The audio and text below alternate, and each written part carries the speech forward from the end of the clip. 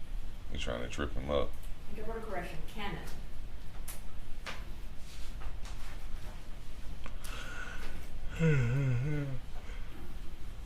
I keep yawning.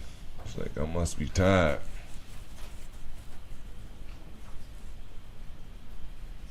When did you tell the police he got out of the car with a cannon in his hand? A cannon? Recuerdo esa noche cuando me llevaban. What the hell is a cannon if he ain't talking about a gun? O entrevistar, no sé, interrogar a Garland. I remember that night when they took us there to testify or to like interview us there at Garland.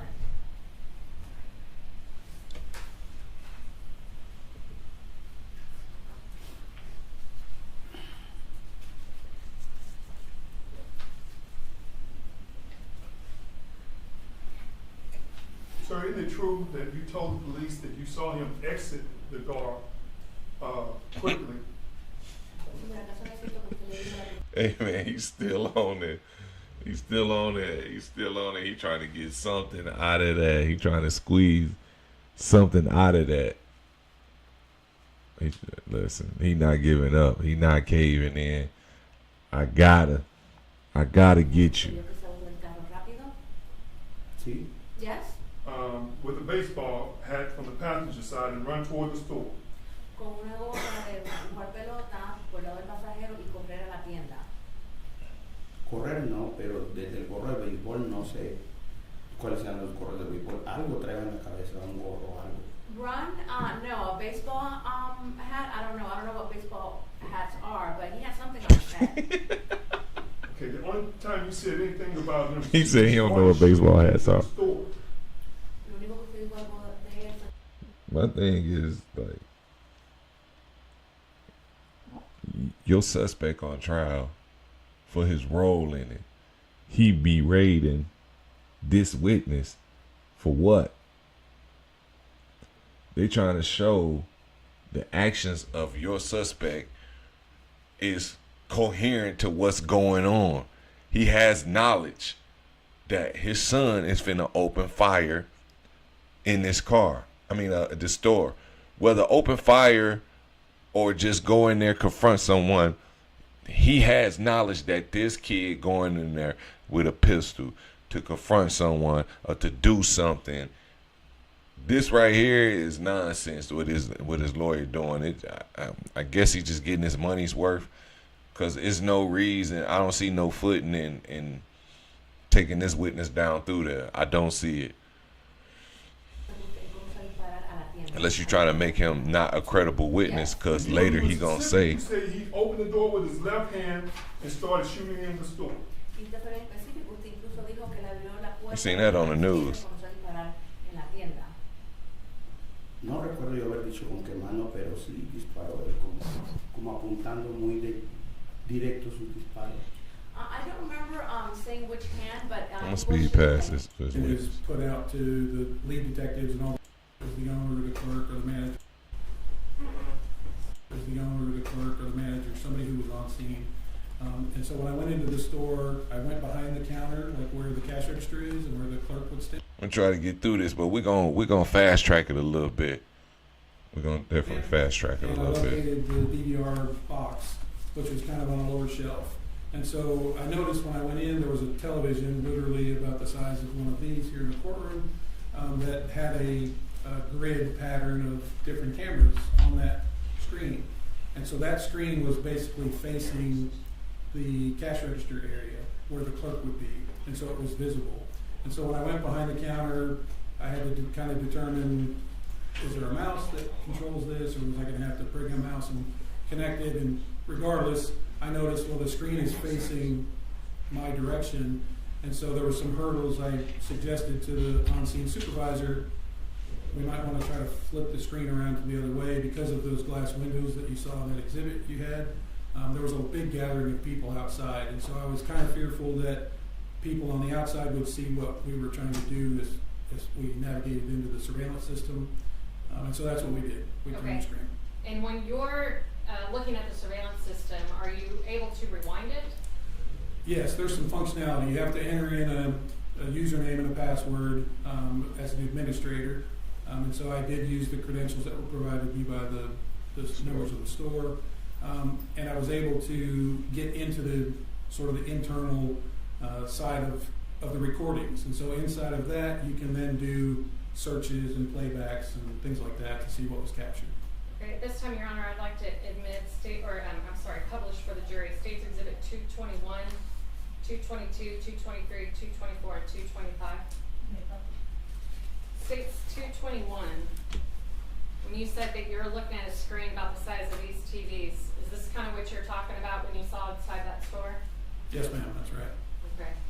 And then you just told the jury that you are able to get into it with the credentials and you're able to rewind it. State's 225. Is that kind of your starting point? Well, it is. Obviously, we're trying to get to when the offense occurred, and that's based on a lot of factors like the time of the 911 call. And so, yes, we try to get to that starting point and then work our way from there. Okay, and when you worked your way from there, were you able to tell where that individual that we see in States 225 with the gun, where he went, what kind of, did he get into a car, did he get into a truck, where did he go? Yes, after the shooting, he exited the store rapidly. There was a white truck parked out in the front of the store. He ran to the back passenger door, jumped in the truck, and then the truck fled. So 223, and this is this screenshot of what we're looking at right here, because it has the multiple cameras all on one screen. This is what you were looking at in real time on that night. Yes. Okay. Is this the truck that you noticed in States 223? Yes, it is. Okay. And there's a close-up, 224. Why are we doing a close-up? The close-up really is to show that that vehicle has the brakes applied, meaning it's ready to go. Trying to get a better description. The wheel on that vehicle is kind of unique. So we're looking for identifiers that we could put out and broadcast out to locate. Were you ever able to see the license tag on this truck?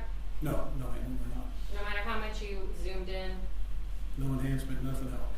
States 222, is that the same truck that you noticed? Yes, ma'am, it is.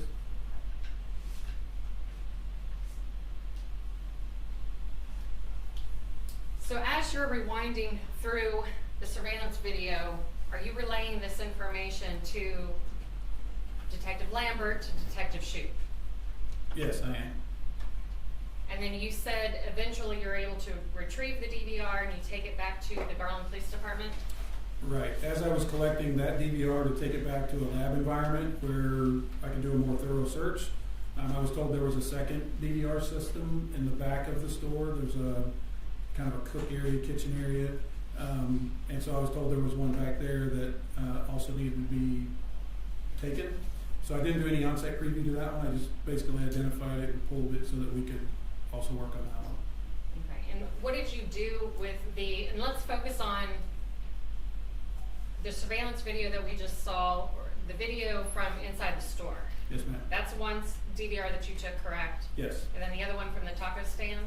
The other one from the taco stand was also seized at that time. Let's talk about the one that you analyzed that you took from the store. Yes, ma'am. What did you do with that when you got back to Garland PD? The first thing I did was I got it all set up. I had to obviously set up a monitor for it, connect an HDMI cable, and power the system back on. And then once I powered the system back on, I have to re-enter the credentials to get back into the kind of the user settings. And then I began to do a time validation. That's typically the first thing that gets done. What do you mean by time validation? So sometimes these systems are entered, the time and the date and the related data for that are put in by somebody. They're not just set automatically. And so oftentimes we see situations where daylight savings has gone or passed. And so it may be off by a certain amount of time. And sometimes it's just a click of a daylight savings button to ensure that. But we want to document that the best that we can and try to figure out a time offset from what is the actual time to what time we're seeing on the screen, if that makes sense. And did you kind of do that when you were at the store? Did you do a quick time off? I did. Okay, and what did you determine the time offset to be when you were at the store? Just off the cuff, I thought it was an hour and 10 minutes off from actual time. And then when you got back to Garland PD, did you determine that time offset was 10 minutes? It was. At the time I got back to the lab, and the way I calculated the time, it was an hour and 13 minutes off. So just even a couple minutes from what I thought at the scene. Okay. And at that time, with that time offset, you're working with what? Well, I'm basically working off of the call sheet that is generated when a 911 call is made or calls are. I don't understand that. Well, listen. We have other times that we can. I was gonna zoom past that. I was gonna zoom past it because I don't understand what he's saying about the time sheet. I kind of understand he's saying to see how much time that the video time is off from actual time, and he said it was about an hour. But she's saying what they're getting into now. But I was gonna whiz by it, but it is good to listen to learn. So I'm not gonna whiz by it just so we can see if we can learn something right here. Into the same system, and so those are also ways that we can validate real time from what time is being displayed on the screen. Okay, and let's talk about that. It was later, much later, that you compared the time on the body-worn cameras to the time that you took in the surveillance video? Yes, that's correct. And what was the ultimate time offset? That the ultimate one compared to all of those things was 1 hour, 11 minutes, and 52 seconds. Okay, and so the jury's going to see the surveillance video. Were there different channels or different camera views with this surveillance system? Yes, there was. Did you go through all of them? I went through all of those, but my focus was the primary cameras that were in the areas of the offense and where I thought we could get the most information quickly. Okay, and you and I have met before. Yes. And I'm showing you State's Exhibit number 9, titled Original Videos. You've seen that before? Yes, ma'am. Oh, I'm sorry, that was State's Exhibit number 8. Sorry. I think I just said 9, but it's State's 8. State's 9 is a frame by frame. Is that correct? That is correct. Okay. And then State's Exhibit number 2.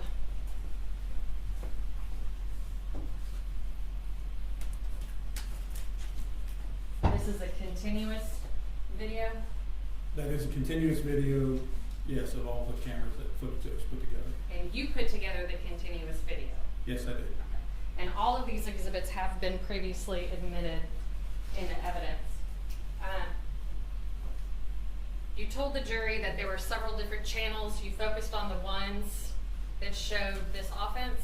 Right, the ones that show the offense, and then obviously as that information is put out to the lead detectives and all the others assisting, then my role turns into going back in time and seeing like where did it originate from, where did the truck originate from, and was anybody else involved, because we don't have a lot of triple murders, and so there was a lot of people with a lot of information, so we want to be very thorough in what we did. Did you want to know where the victims, how they arrived? Absolutely, yes. When they arrived? Yes, ma'am. And you wanted to know where the shooter, when he arrived? Correct. And the truck that he arrived in, when all of that was going on? Yes. Okay. And we just told the jury that you did make a continuous video, that's State's Exhibit number 2, of all of those channels, correct? Yes, I did. On this video, it doesn't necessarily play from beginning to end. You kind of back up between each channel, is that right? Yes, that's correct. I do that because of the different camera angle, and essentially what I'm trying to show is what you may see from this footage for this period of time may go backwards to show you the outside view of that same time frame. So it may kind of jump back and forth a little, but it's just to put into context that different cameras picked up different things, and so I wanted it to kind of flow as closely to chronological as I could, where it would make sense from the different camera angles. All right, ladies and gentlemen, the jury, we're at 12 o'clock, so we're going to take our lunch break at this time. An hour and 15 minutes, whatever that is to your watch, no discussion of anything you've heard so far. We'll be in recess for an hour and 15 minutes. I'll rise from my chair.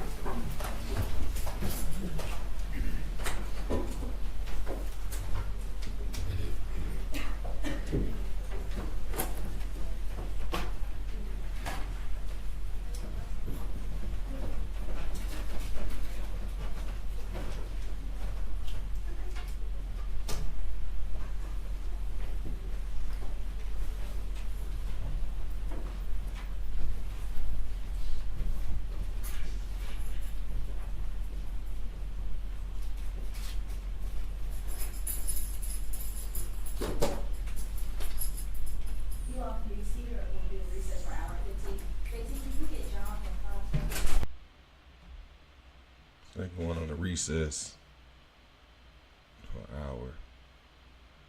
I came back. Here we go. We got some video. Oh, so they really, literally got a whole room for their games. So this gas station is official for us. Let's back it up.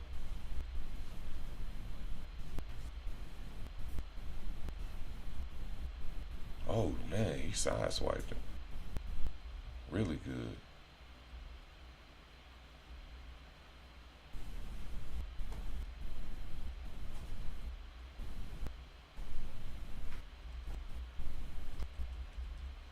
They showing a lot of audio. Did he move around yet? Okay, he pulled in. They showing it from jump.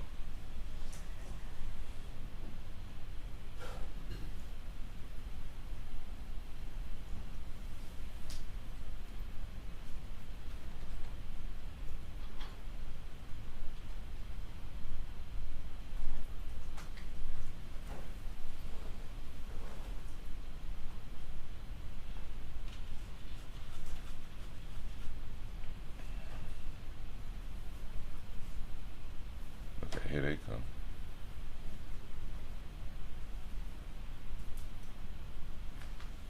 So that's the little boy sitting there waiting on the taco. Oh, see, that's like I was saying. Some of they taco things, as soon as you come in, it's right there. Like if you notice, as soon as he walked in, watch this. Look at the ice cream things right there. See, the ice cream like separates. You know what I'm saying? They make something that's like a little barrier. And now you see the ice cream things right there behind them. You know what I'm saying? So the taco thing right there, and as soon as you come through the door. So the gas station must be to his left, like the front counter, all the way to the left.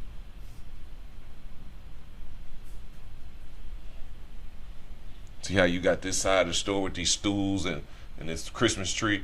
Now opposite of that, the counter, the register would be. I could tell by the layout of the store how like it's a long gas station. If you look up and down the sidewalks, it's not no small one. It's a nice little size to it.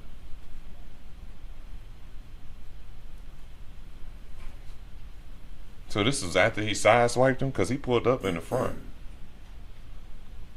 I ain't seen him show him pull up.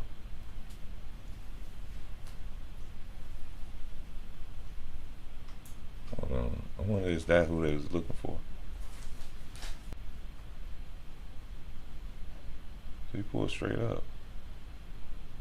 Okay, so they pulled straight up. He already had that little side swipe and looking going on in his truck. But they pulled right up as the dude with the hoodie went in. They go the dude with the hoodie coming across the parking lot as they pulling in.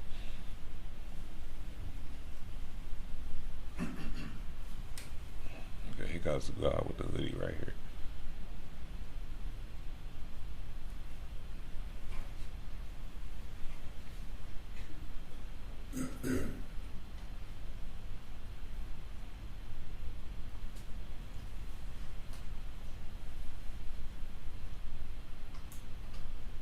Damn, dude just made it out of there with the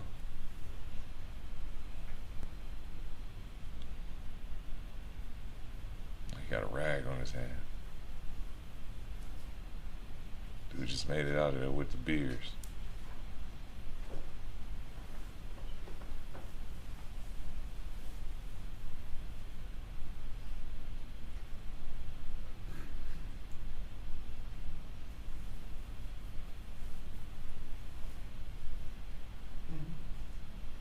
So his daddy putting out a cigarette. I wonder if the guys with the beards know what took place after they left. Like, did they see it on the news and say, "Oh, Vato, oh, amigo, I just left that gas station. I'm ready home."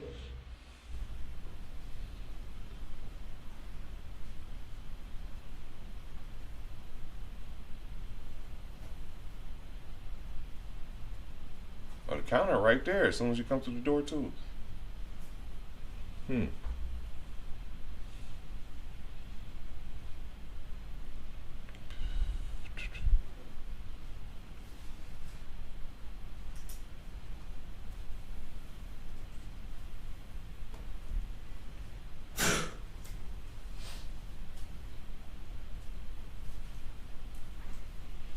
think he was aiming for those two guys that just walked past.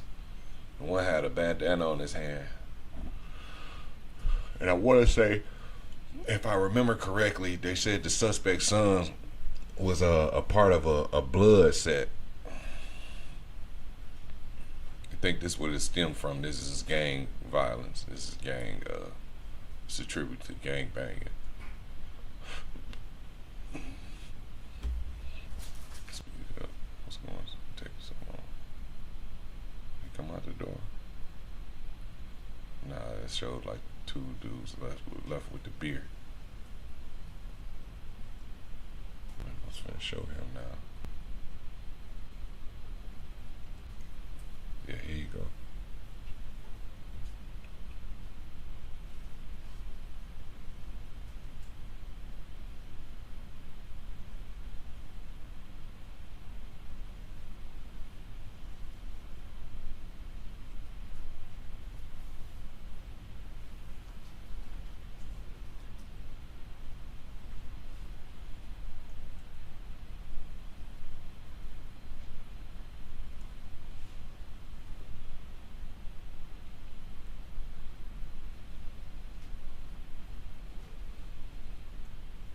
They sat there and discussed that.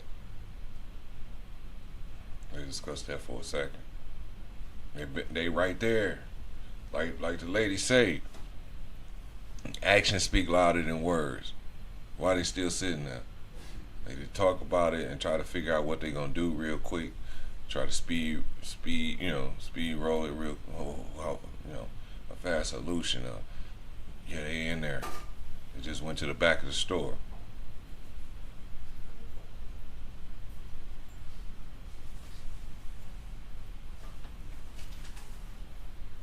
So they're in the game room part.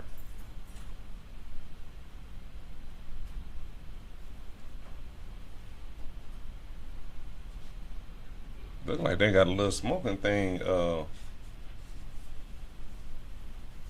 Yeah, like a smoke shop sell those type of products.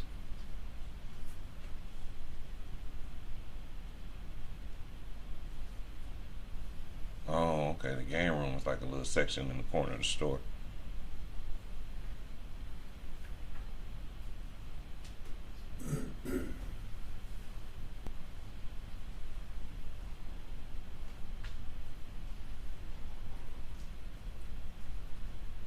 He running that whole store by himself.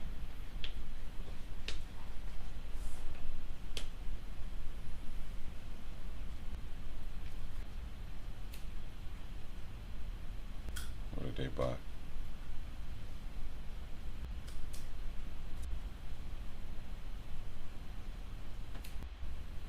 see it in his hand. What is that? Like a scale or something. It could be anything. It could be baggies or... Okay, they finna show it.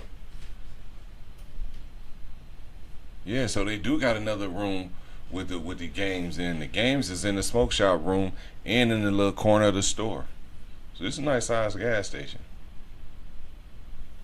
And that's the whole reason they didn't utilize. See, I thought his counter was way back here, but actually they cut it off and made it a room.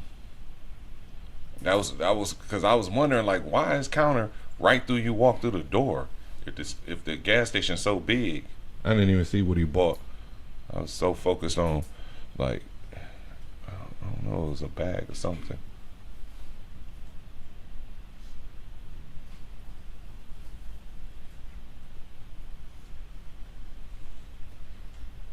Okay, here comes the clerk.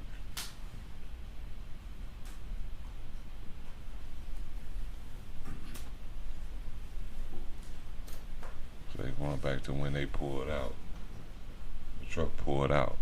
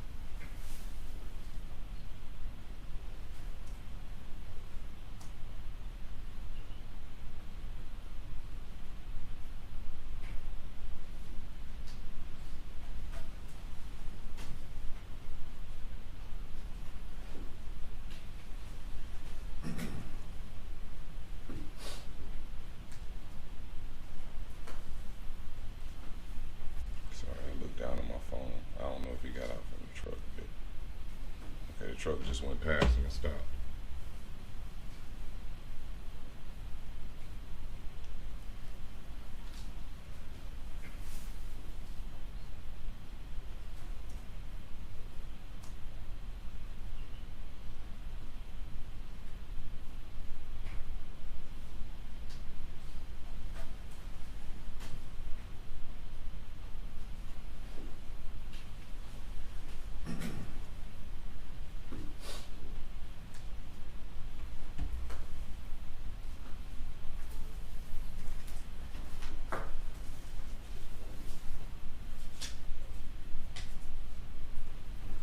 Sad, man. The kid just sitting there on his phone, waiting on his tacos.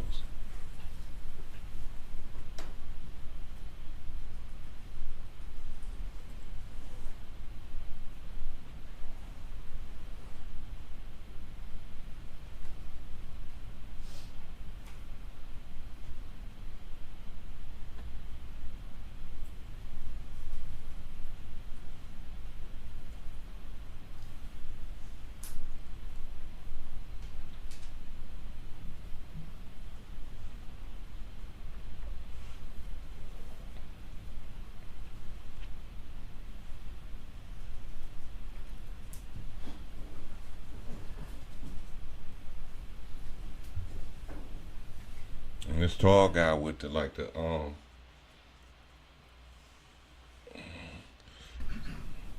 his Spanish wear that type of style though, but he got like the South Dallas.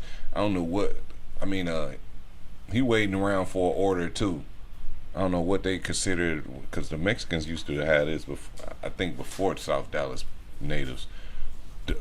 I could be wrong. Don't take that offensive, Dallas, but he's waiting on an order too. So this is when he hit one of the victims, the kid that was sitting there, uncle's truck, and he stopped in front of him to see if he'd get out. That's what he claimed, and to see if he would say something, because he bumped their truck when he was passing. His truck does have a gas pump, and the gas pumps don't work. Now you see how he say he done got no knowledge of this. Like the lady say, actions watch actions. Like actions speak louder than words. Look how he coming to us slow. Look how he moving through the parking lot though. But this is the same dude that was just in the store and came out and got in the truck with his son. Now his son finna come out and do what he does, but you claim to have no knowledge of this. Like, be for real, man. Motherfucker gotta start telling the truth. Like, realize when you jammed up. Take responsibility. You know, I own up to mine every time. Look at this. Now he done stopped in front of the store. Let's see if the video's still rolling, man. Just to pop up.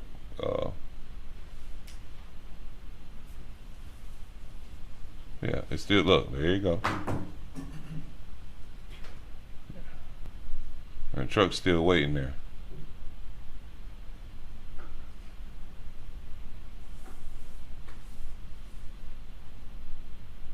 He right up on the door.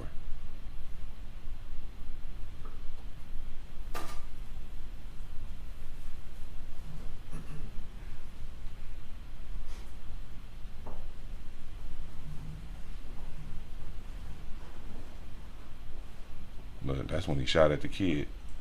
Instead he's shooting at the kid. Ran after the kid. Got on the kid, man. Kid ain't got nothing to do with nothing. He's just sitting there. I guess his father didn't relate that to him.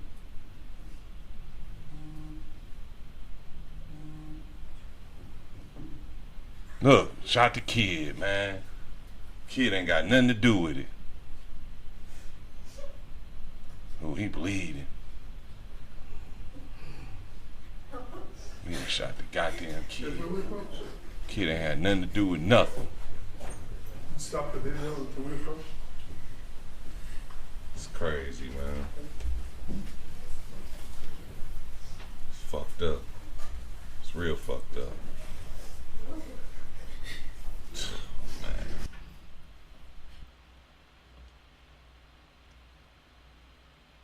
Yeah, that's crazy, man. That hurt to see. That hurt to see right there. That hurt to see. Oh, man.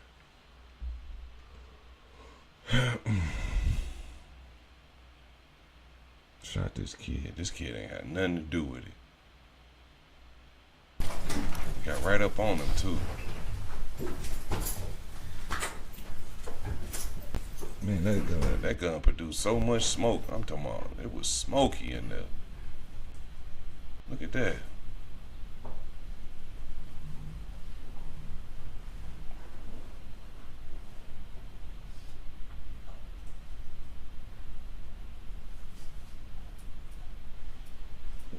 Shooting people that ain't had nothing to do with it.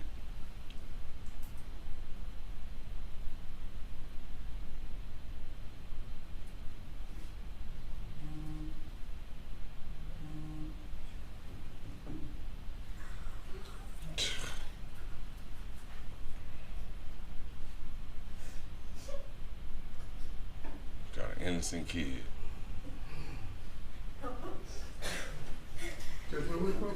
Damn! Like he just rolled over and died. He on his arm. Looks like he just died right there. It's fucked up. I don't even want to watch this no more.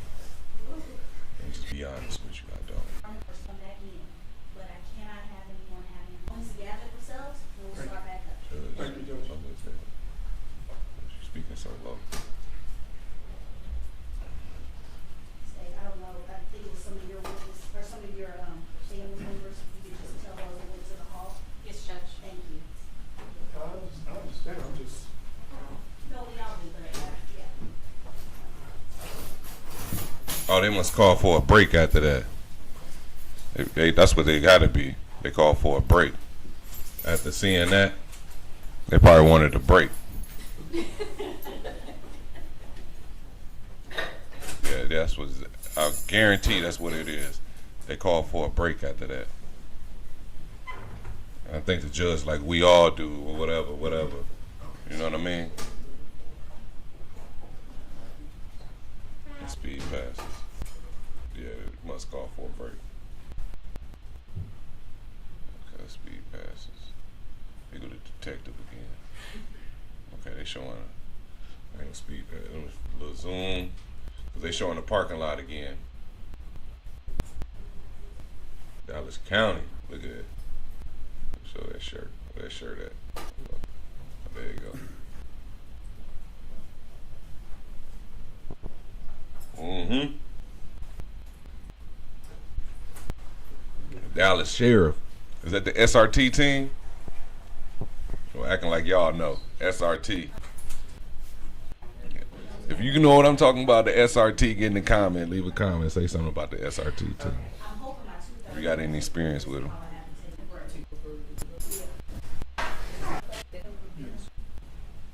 That's Luke Sterry, SRT. Look at it. Oh, so he rolled back around again.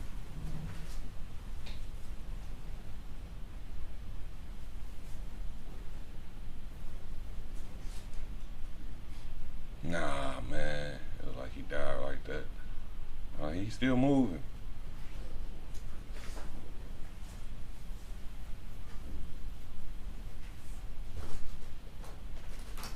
He leaking out that arm. He holding that arm too.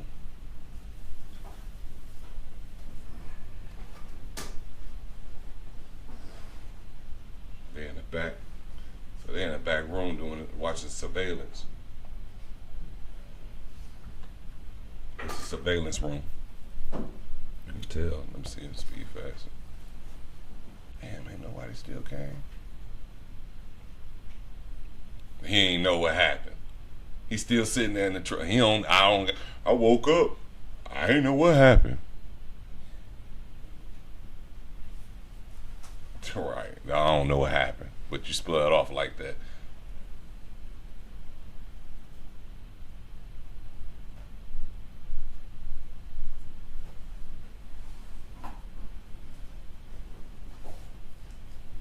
daddy right now telling them, yeah, they right there at the counter. Vato and Essay, they right there at the counter. That's them. You know what I'm saying? Because the son ain't seen them. He probably can see a little bit, but he doesn't have a clear view because they in the store. Like, he ain't seen them up close and personal like the daddy did. He probably can't even make out their faces when he was sitting in the truck. Because if he could, he didn't need his daddy to tell him. He probably already seen them and made his decision not to do nothing, or he didn't see them, so he was informed. It's clear that he was informed. Like that lady say, actions speak louder than words. And you could tell from his actions. He went in the store, came out, left from the pump. Left from his parking spot, went and parked by the pump. He was so focused on them, probably looking back at the store and telling them, yeah, that's them right there, that he ran into another truck, one of the victim's the victim's uncle truck,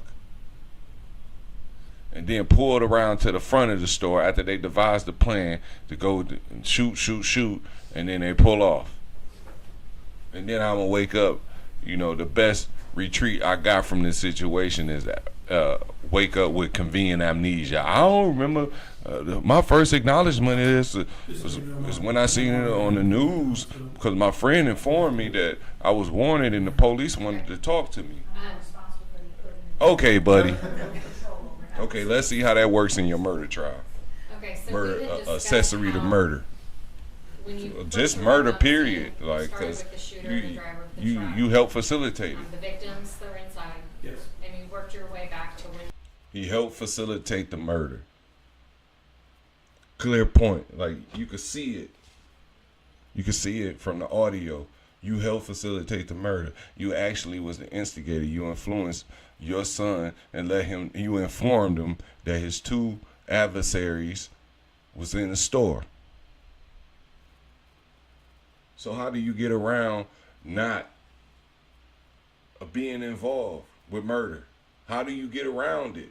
Like, how could you explain it? And your lawyer trying to come up with some type of feat, trying to get some traction on some time of defense or whatever. That's what they paid to just come up with a defense. Okay, this is a situation. This is the best route we can go. You know what I mean? After you pay. Like, either they could lighten it up or they could try to beat it. Sometimes when you get in a situation and the lightest that the load could be 10 to 20 years, 10, 15, whatever. And it might not have been light enough for him to the point where he like, you know what? Nah, I'd rather go all the way, win or lose. You know what I'm saying? Like 20 to me is life. You know, if he 40, he like 60 years. And like, nah, that's life. The life that I want to live or lead, I can't see me doing it at 60. I want to enjoy my 40s and 50s. And at 60, you know, he probably like, I'm ready to put up the book. But, you know, you live and you learn, man. This shit right here, like the streets, it's a better way out. I think the streets is an illusion. They arrived and then Street code, all that shit. It's a better way out.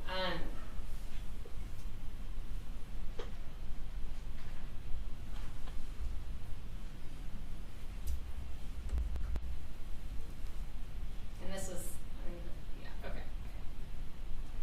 This says 02. Until that truck leaves, which is at 2051-26. We're talking about 8-9 minutes, right? Yes, ma'am. Okay, so this video was about 20 minutes long, but it's because you backed up and went. 21 is what? 10? Went and looked at the 22 game is room. 11.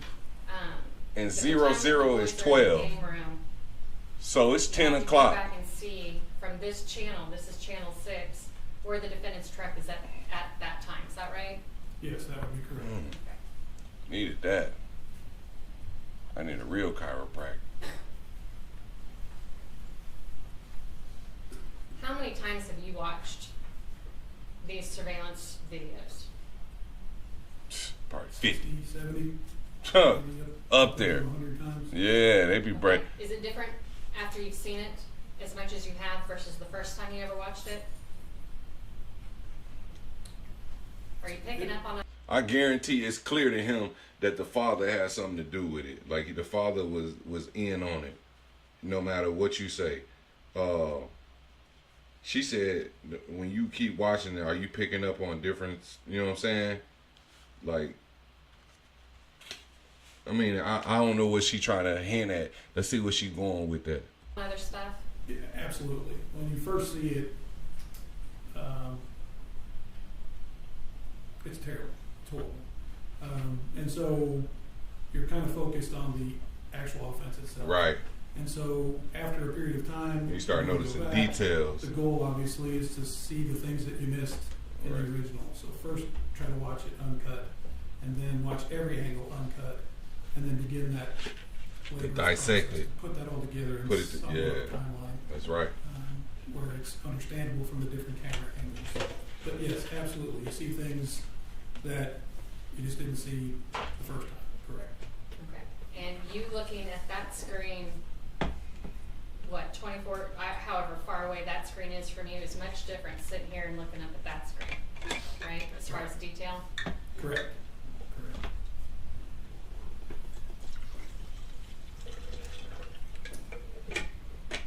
Did you ever learn know the victims' names? I mean, you had seen the aftermath, so you knew who to look for in the beginning and follow. Yes, that is correct. I did learn of their names at the time that this process where I was doing this, I didn't know who was who. I knew of the names only. And to be quite honest, I don't know that I could tell you who is who in the video. I just know these are the 3 victims. Do you know who Richard Acosta Jr. is? I do know who Richard Acosta Jr. is. Do you see that person in the courtroom today? Yes, I do. Can you please point to that person and describe an article of clothing? He's at my far right wearing a gray suit coat, gray shirt with a red and white striped tie and some kind of hanky. Please let the record reflect the witnesses identified the defendant. He said some type of hanky. Hey, you talking about the defendant, man.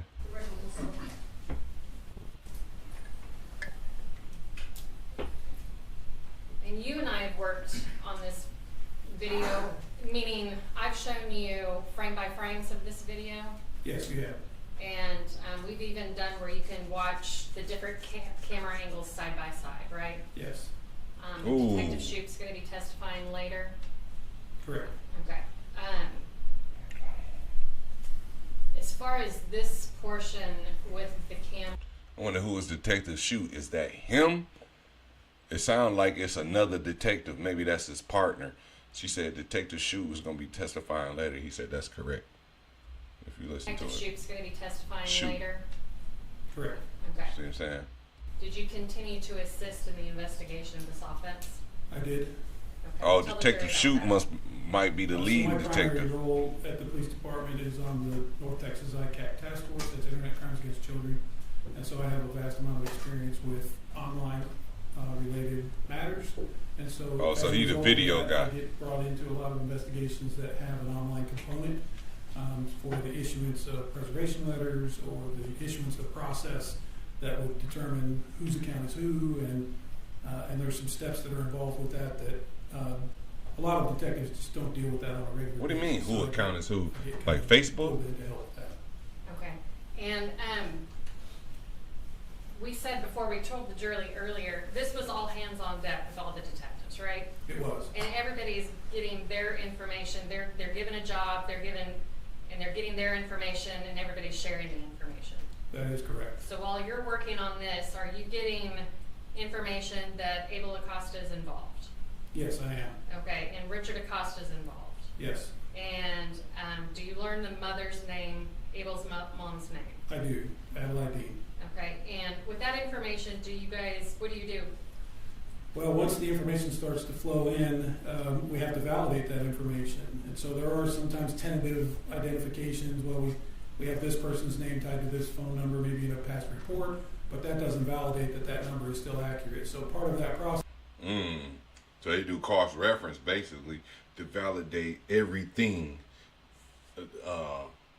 Piece of information, part of the vital pieces, like the last address, last known address, last known phone number, then updated part of your photo, last photo, things of that nature. I think that's what they're going towards. We get legal process issued off to the company, to the providers. We preserve the accounts so that we can follow up later with additional requests. And so that's what begins to happen. We begin to identify phone numbers with people associated with this, which are Mr. Acosta Jr., his son, and his wife.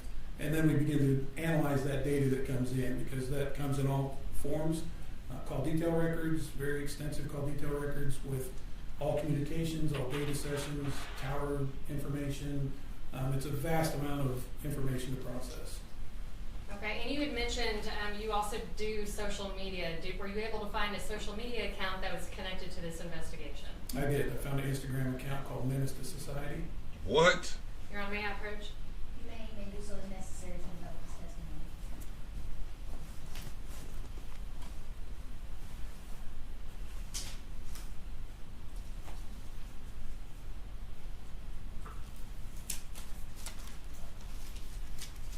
Did you do a search warrant for those records? Yes, ma'am.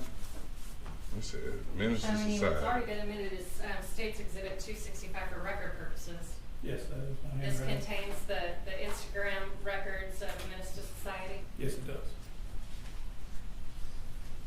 Were you able to, well, what information was important to you from those records at this point in your investigation? Just the Instagram records or the total amount of records coming in? Let's just talk about the Instagram records. So historically, I know in my experience and my training that because I work a lot of kid-related offenses, and social media is a very big role in a lot of young people's lives. And while they may not be very good at answering a phone or making an actual phone call, they are very diligent typically with checking their social media. And so my operational theory as this was developing was, if we can identify these social media accounts, let's get these records and determine if anybody is accessing the account. We may not see activity on a phone, but we may see that there's data that's being used to go and access those accounts. So that was sort of the operating theory, and that proved to be accurate when I got the results. Okay, and you were able to link Abel Acosta to the account Menace to Society? I was. Okay. When looking at that account, were you able to see any location information? I was, and it's kind of a two-step process because the identifiers that come back are IP addresses, which are assigned by the electronic service provider that allows that person to access the web. And so it's the two-step part of it is you get the information, then you have to resolve that information to a specific carrier, and then that information is what ties it to Abel Acosta. And so, yes, it does geolocate information as to where that was checked from. And so I did learn some information about that. Okay, tell the jury about that. So before you do that, you had mentioned the call detail records that you were analyzing, and you did search warrants went out quickly, exigent search warrants went out. That's, if you listen to what he's saying, it's vital information for us when the identifiers that come back are IP addresses. Look, IP. IP. I got the results. Okay, and then they saying that if the account's still active, it's still to society. I was. Okay. When looking at that account, were you able to see any location information? I was, and it's kind of a two-step process because the identifiers that come back are IP addresses, which are assigned by the electronic service provider that allows that person to access the web. And so it's the two-step part of it is you get the information, then you have to resolve that information to a specific carrier, and then that information is what ties it to Abel Acosta. And so, yes, it does geolocate information as to where that was checked from. And so I did learn some information about that. So when you open up these apps, it gives your location. Basically pinging from the tower. It said the geolocator lets them know once you open the app but it sends it back to the IP address, which is tied to the web, and the web we know is up in the sky to the pinging towers. Okay, tell the jury about that. So before you do that, you had mentioned the call detail records That was good feed right there, because he explained it from the beginning and ran it down. that you were analyzing, and you did search warrants went out quickly, exigent search warrants went out quickly, so you had call detail location information on the mom, Yes. the defendant, Yes. and Abel. Yes. And Abel's was from that Instagram account.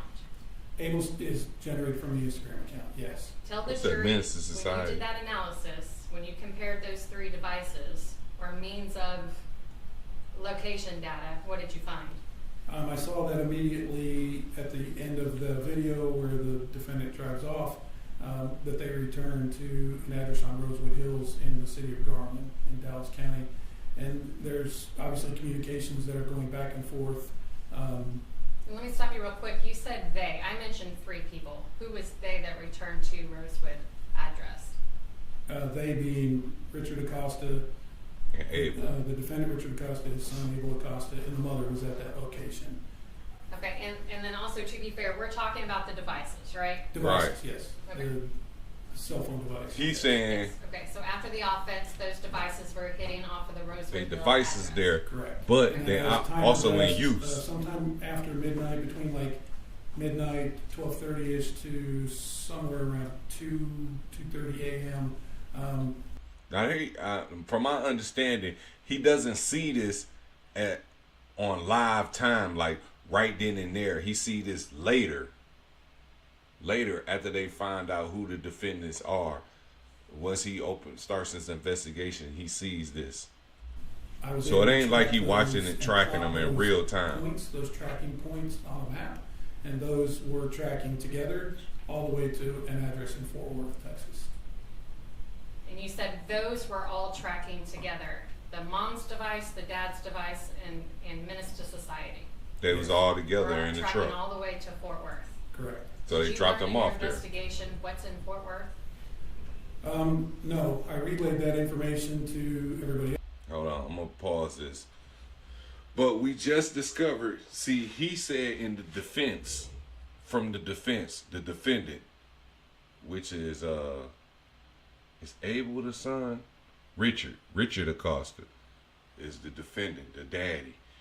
He said the son, they were looking for him, the mother and him looking for the Abel in Fort Worth. And in the beginning of the video, somewhere in the beginning, I told you like the distance between Garland and Fort Worth. I said it's a nice distance, but now since we got this cell phone analyst, which is he really electronic analyst, like he's really well versed in it. He was able to track all three of their phones. They're saying they phones. But the phones have active activity. So we saying, and for you to get into certain accounts or get into, we all know, a phone has a passcode to unlock the phone. When you get a phone, you put a passcode in there. And basically, don't nobody know your passcode but you. So to operate these phones, all that's assigned to you, all three of these individuals have to be in a truck or whatever motor vehicle that's traveling to Fort Worth. And he tracks them all the way to Fort Worth, pinging off these towers from Garland to Fort Worth. Now, if you from Dallas, if you stay in Dallas like it's only,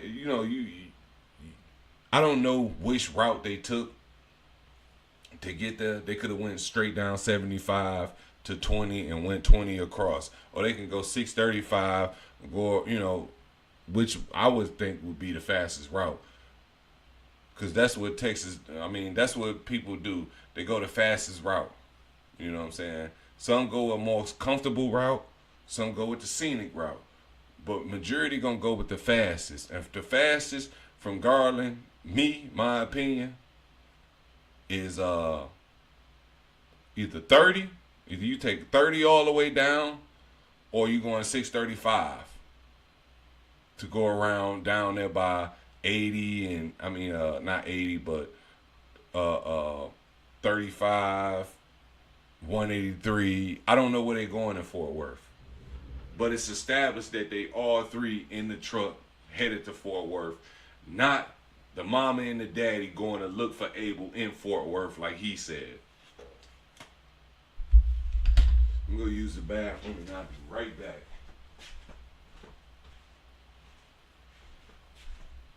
I'm going to let this play so y'all can hear it. We're tracking all the way to Fort Worth. Correct. Did you learn in your investigation what's in Fort Worth?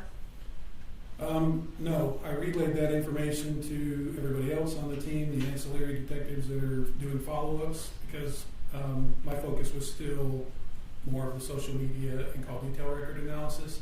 I was made aware later of some information, but the short answer is no, I passed that to someone else. And that's fair, because stuff is coming in at real time, and you guys are getting the information, you're learning something, and you're getting the information out to Detective Shute. Right, as quickly as possible, yes. Okay. Did all three devices, were you able to, did they stay in Fort Worth, or did you have any more location information from those devices? There was another location, and without accessing or looking at the records, I couldn't tell you the date and time. It was obviously after the offense, and after being in Fort Worth, there was one location in Dallas that pinpointed to a location, and that was shared with the remaining detectives. And then other records came in from other members and other people associated loosely with the case, and then there was eventually some records that led us to El Paso, Texas. Okay. Showing you what's been previously admitted as State's Exhibit 266. Do you recognize that? Yes, I do. Is that a picture kind of collage that you put together? It is. And why did you choose these pictures to put together? First and foremost, the first photograph, these are photographs that were taken from Miss Dean's cell phone. Let me interrupt you real quick. Sorry. May I publish 266?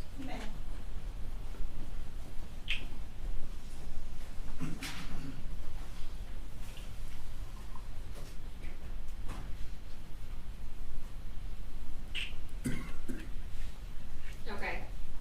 And you were saying... Yeah, I'm sorry. These are photographs that came from a cell phone used by Adelaide Dean, and this first one on the left. I believe your screen is on now, sir. Oh, thank you very much. This first one on the left depicts a red bracelet or string or something. That's of importance because if you go back and watch the video of when Abel comes into the store and the shooting begins, you can see that item on his wrist. And just the middle one is a clear one of that's not circled. The third one of the defendant, Mr. Acosta, holding a pistol, baseball cap that he's wearing in that photo, is actually the baseball cap that his son was wearing when he entered the store. And that hat comes into play earlier. We see it in the actual vehicle. Before sitting on the dash. dash. It's just sitting on the dashboard.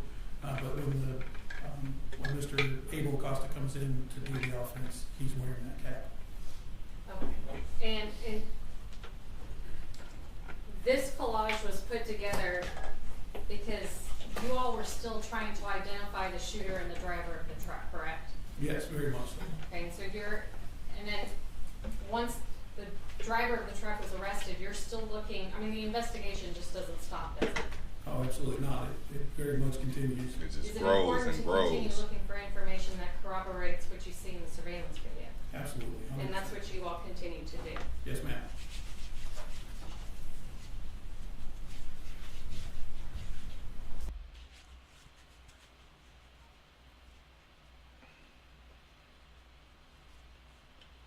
I think criminals are aware, but they just don't. I don't think they really know the diligence that officers perform to track them down. Like they really do their due diligence. They really get it done. You see how he's paying attention to detail. That bracelet was so it can go unnoticed like that. But he did say he watched the video 60 to 70 times. He said damn near 100 times. And I know how that be when you trying to track something down and you just keep playing it frame by frame. Rewind, play it back, stop, what you see. You know what I'm saying? Like, that's where you gonna get and pick up. First you run it through, you watch it. Then you start chopping it down. You start dissecting it. You start seeing what you didn't notice. It's like an album. You listen to a Machiavelli album. You run it one time through, or a Kendrick album. You run it one time through, just to get get it out the way, get that listen, and then you start noticing stuff that you didn't pay attention to or you miss. You're like, well, dang, I didn't hear this the first time. I heard it, but I wasn't paying attention. I didn't notice. See, when they start chopping it down, they seeing what they didn't notice. What did we miss? What is this? What is that? They questioning everything. They're watching every angle. That's detective work. That's investigating. That's what you up against for a person that's being impulsive and seeing a situation or opportunity to. Let me see that. 66. And then you come up with this weak defense. I didn't know. Before I talk about 66, first and foremost, I woke up with, when we talk bro, about this video, you the whole reason this happened. This video, you the one came back to the truck talking, right? Yes, it is. Persuading or that's not how that informing. Video appears at the Texaco, right? What are you If talking you pull about? up their surveillance, it's not going to show the same video that you have. It's going to show portions of that video. Right. In different quads. You take a video from channel to channel, and then you basically edit it the way you wanted to edit it, right? I edit to show a sequence of events in a chronological way, yes. You edited it in preparation for trial, correct? What? Let me ask you specifically. The video that you edited, basically edited in preparation for trial. That don't make no sense. Edited in preparation for trial. I edited in the chronological order of things happening to show you, like, me watching the video, it was perfectly presented. It ain't for trial. Well, he's saying it's for trial. Maybe it is for trial to persuade people to feel a certain way, but it doesn't take away from what happened. It doesn't take away from what happened. It only shows what was going on when this was happening. When the truck pulled up, what these individuals was doing inside the store. Okay, when the truck backed up, that's what they was doing. They was walking. Like, I don't understand. And in conjunction with the capital murder investigation, is that correct? Yes or no? I would say no. I was editing it to identify the parties involved. Trial wasn't even on our radar. But the capital murder investigation was, correct? Well, it's a capital murder, yes. But my question is, you're editing that video the way you want to edit the video, correct? No. No, it's just so I can understand what's going so every on. clip that's on that surveillance video appears on your video. Every channel that's on the surveillance video from that night, regarding the time that you have on your video, we have, right? Yes. But not on this video that you just showed the jury, correct? It's not making sense. This video shows the timeline. This video is, again, something that you edited and put it together. Basically, in regards to this capital murder investigation, correct? I don't get it. You understand my question? I don't. Not entirely, no. Yes, I put the video together. It doesn't show the cameras recording 24 hours a day, which they do. I narrowed to the scope of this investigation from start to finish. The scope of the investigation that supported what you needed, correct? Well, it's video. I didn't edit the video. I didn't create somebody with a gun in their hand. Right. What the fuck are you talking about? You make the decision what clips you're going to show back to back, when you were going to go to the smoke room when you were gonna come back to the taco stand, you made that decision, correct? I did, because the other camera That's not what angles, you did, correct? You made that decision, right? well, of course, that's what was involved in this offense. So, in regards to a lot of the things that you're telling members of the jury, you're looking for little things that corroborate what y'all believe happened, right? What we believe happened. What the fuck are you? Evidence of the crime and what corroborates that, absolutely. Like, for example, this bracelet, the bracelet that you're depicting here. Yes. That was very important in this investigation, right? It played a role, yes, sir. In fact, it played a role in arresting the wrong person, correct? Initially correct, didn't it? Yes, it did. Because you had another Hispanic male, Joshua Guerrero, whatever his name is, who was arrested initially, right? Yes, that's correct. Y'all took him to Garland. He said, and released. And that's what led to what? Abel Acosta's name, is that correct? No, I don't have that information. So you don't know that part? I know that that individual was arrested, I know that individual was questioned, and you it know was that determined he was not involved, and he was released. Do you know that that individual looks just like Abel Acosta? He looks a lot like him, I will give you that. Had the same type of bracelet that Abel Acosta had. Yes, he did. And it was reported that a juvenile has been arrested for that offense at the Texaco, right? I reported. I'm not saying you reported, the Garland Police Department reported it, didn't it? I have no idea. But that's because they were speculating that they had the right person. Correct? They didn't just arrest him. That's news. That's news. They arrested the wrong individual, but he said he looked just like him. But that is interesting that they arrested the wrong individual. That's interesting. Okay, I'm gonna speed past this a little bit, but then again, you did learn something. Abel's Menace to Society. That's not the only online Instagram record you got for the Garland Police Department, is it? Oh, no, sir. What are some of the other ones? I'd have to refer to the report. There's Well, refer to the report. Okay. This might take me a minute. What about Rafi Dead? Rafi Dead, yes, that was one. What does that mean?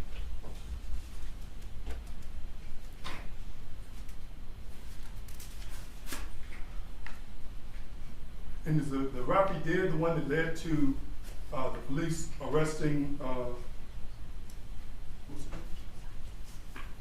Josiah? Or you don't know?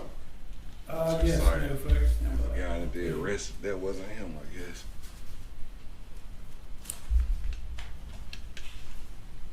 Yes, RAFA.dead was initially identified, and that's what tied to the original person that was taken into custody. Because that person actually contacted Rafael Garcia's family, didn't he? Didn't he? I don't have any knowledge of that. I don't even know who Rafael Garcia is. He like, I don't know none of that, man. Listen, I just deal with the tech stuff.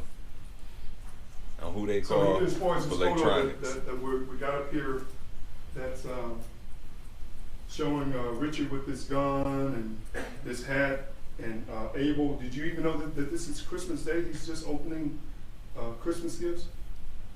Well, This I is don't the know. day before the murders. Did you know that?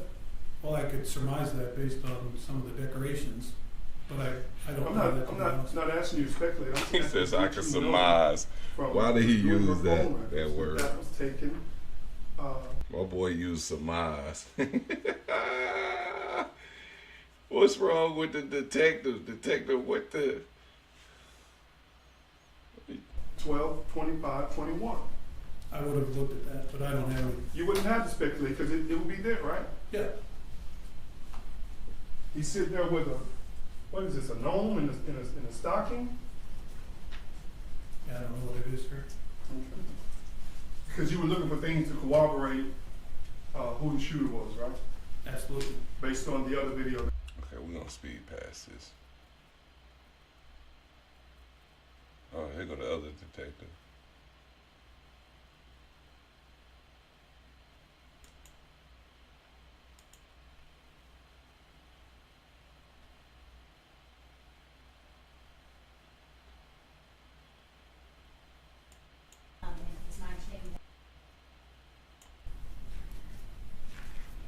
his name. I swear, man. Went through the photo. Examination to determine. When did they swear him in? What the process is for you to conduct an autopsy. An autopsy. So it's not the detective. Again, every autopsy is performed with the direct supervision of an attending physician who's present during the autopsy and available if you have any questions during the autopsy. Then following the autopsy, I draft a report, give it to him, and he makes any corrections that are needed. Okay, so you're not doing autopsies by yourself. You have someone to review your work and make sure that it's accurate. In every case, yes. Okay. And so in this case, can you explain to the jury what an autopsy is? So an autopsy is a medical procedure that occurs after death, and it involves an external and internal examination to determine the cause and manner of death. Okay. And once you conduct the autopsy, you narrow down your findings and your opinion of what the cause of death was. And that's what we call a medical examiner's report? Yes. Okay. Damn, man. 3 gunshot wound to the right forearm, and this is the entrance. Oh, man, that's him. The bullet core. That's crazy, man. You know what's so crazy? They ain't even talking about the other individuals that got shot. They talking about the kid. I apologize if the family watching to the end. I wish I could remember his name, because I did watch the uncle get up there. I just can't recollect the name, and I would like to address and use his name.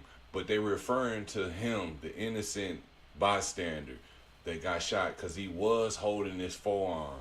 Man, it's just so sad. I think he was 15 years old. So this would be true gunpowder playing in medium range, so about 1 to Just at the so wrong place. The bullet exited. Okay, let me back it up. Because I think it needs to be heard what happened This is to this individual, man. photograph of, So people could be aware. We see red spots around it. What does that indicate? So the darker red, that would be called an abrasion. And I'm not trying to berate the victim.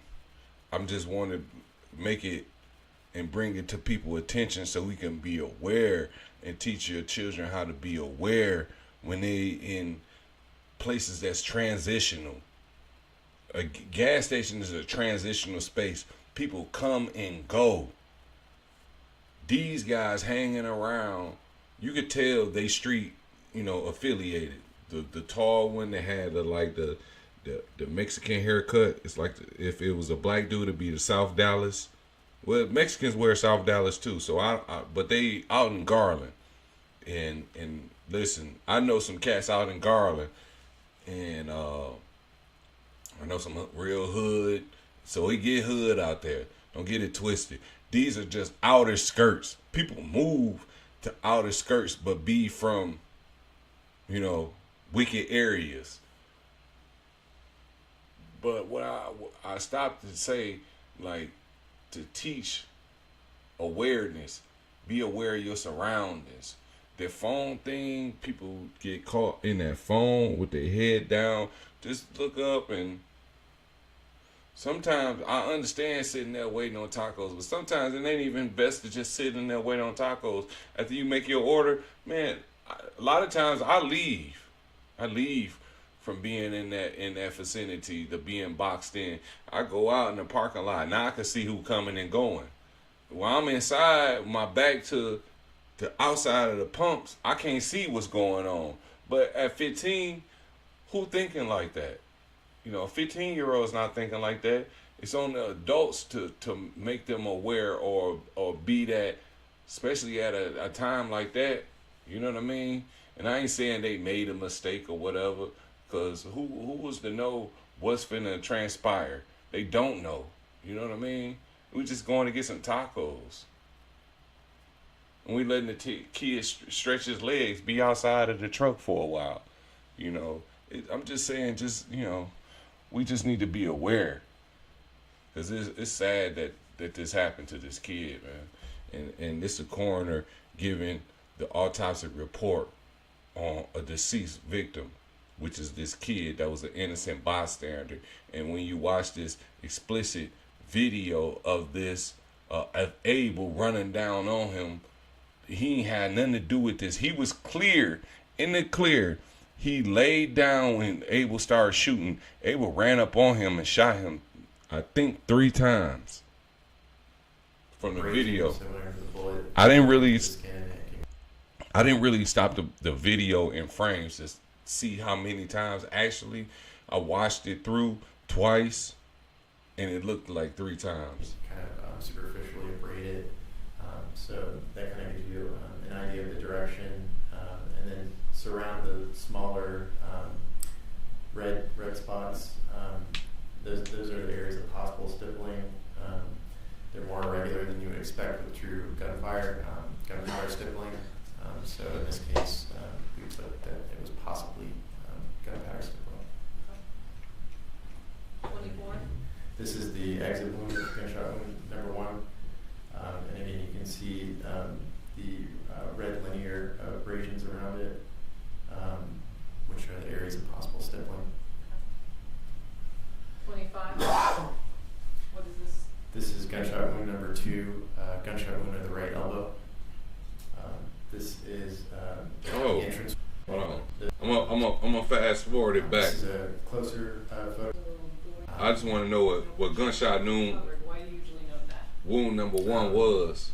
So throughout the autopsy, if there's a projectile, we recover it and give it to authorities. So like the part of the bullet, right? Right. It's a little bit something else that maybe could possibly be tested later on. Right. A fragment is, she just defined it if you didn't catch it. A fragment is a part of the bullet, not the whole bullet. If it was a bullet, they would say the bullet. A fragment is a part that chipped off or whatever. Fragments are pieces of the bullet. So going now.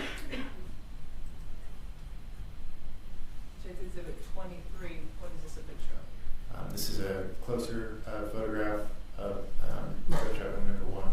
That's what I want to hear. Where was it? Spots around it. What does that indicate? So the darker red, that would be called an abrasion. So whenever the bullet is going into the skin, it can kind of superficially abrade it. So that kind of gives you an idea of the direction, and then surround. Abrasion, what he means is like a bruising. When the bullet penetrates the skin, it causes an abrasion, a bruise. Around the smaller red spots, those are the areas of possible stippling. They're more irregular than you would expect with true gunpowder stippling. So in this case, we put that it was possibly gunpowder stippling. 24. This is the exit wound, gunshot wound number 1. And again, you can see the red linear abrasions around it, which are the areas of possible stippling. 25.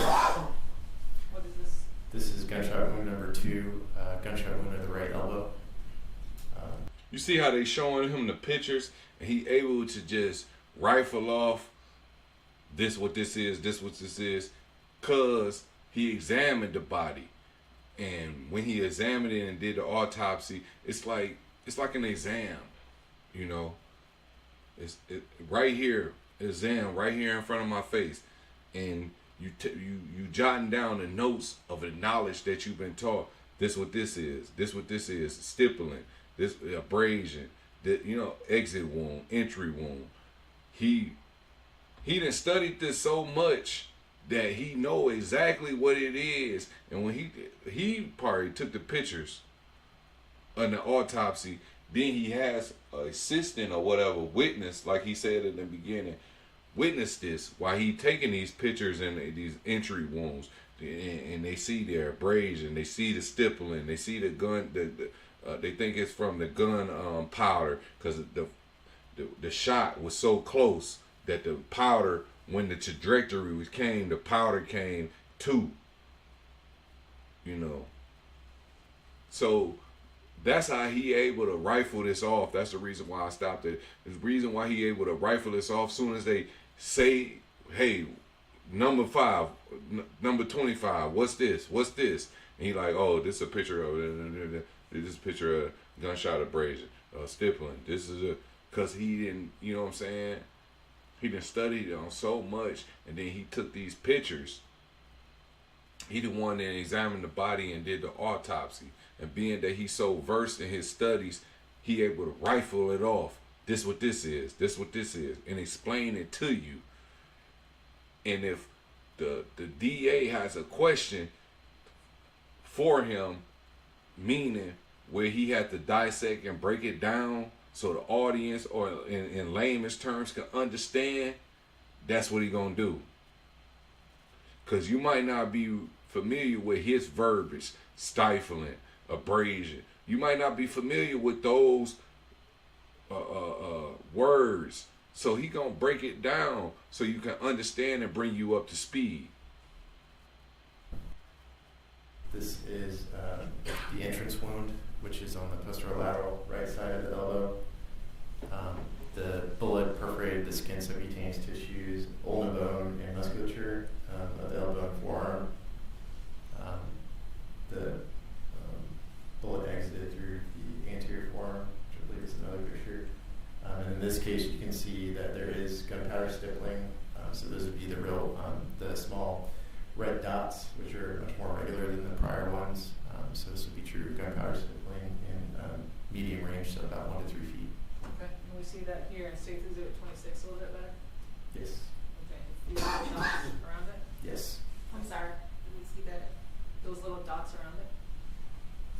State Exhibit 27, what is this? This is the exit gunshot wound of gunshot wound number 2.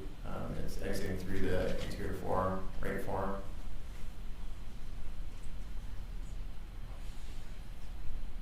Can you explain what stippling is once again? So gunpowder stippling, whenever a bullet's fired, not all the gunpowder in it ignites and it gets expelled into the skin. So you get really regular small red abrasions from the unfired gunpowder striking the skin. And it gets expelled into the skin. I'm sorry. Through the anterior forearm, right forearm. I'm sorry, I ain't mean to rewind this, but I gotta hear this. I was sending the text out right quick, and I missed what he was saying, so. Can you explain what stippling is once again? So gunpowder stippling, whenever a bullet's fired, not all the gunpowder in it ignites and it gets expelled into the skin. So you get really regular small red abrasions from the fire. Oh, that is interesting. See, I said earlier, when he said that, the stippling, I didn't really feel it, because I'm like, damn, but he did point the gun at the innocent bystander, because he was on the ground. He pointed it close. So I'm thinking from the trajectory that the gunpowder went out, he said no. No, he didn't say no. He said, I mean no. But what he said was, from the bullet on the entry wound, some of the gunpowder still be around the bullet, and when it goes into the wound, the gunpowder spreads outside the wound. That's what he said right there. That was interesting. See what he said? Into the skin, so you get. So gunpowder stippling, whenever a bullet's fired, not all the gunpowder in it ignites and it gets expelled into the skin. Yeah. So you get really regular small red abrasions from the unfired gunpowder striking the skin. Do you have a range of fire with stippling? Approximately 1 to 3 feet. State Exhibit 27. Briefly, once I gotta pay my this is the exit wound of gunshot wound number 2. Pay my phone bill. State Exhibit 28. What is this? A closer image of I'm at home, exit so my phone. wound of gunshot wound number 2. If you don't call me, it's gonna work. State Exhibit 29. This is a small projectile fragment that was recovered from the musculature associated with gunshot wound number 2. What does that mean? What is that little piece of metal that we see there? So this would be a fragment of the bullet core. So the bullet has or can have a jacketing and then a bullet core. So this would be the core of the bullet. Okay.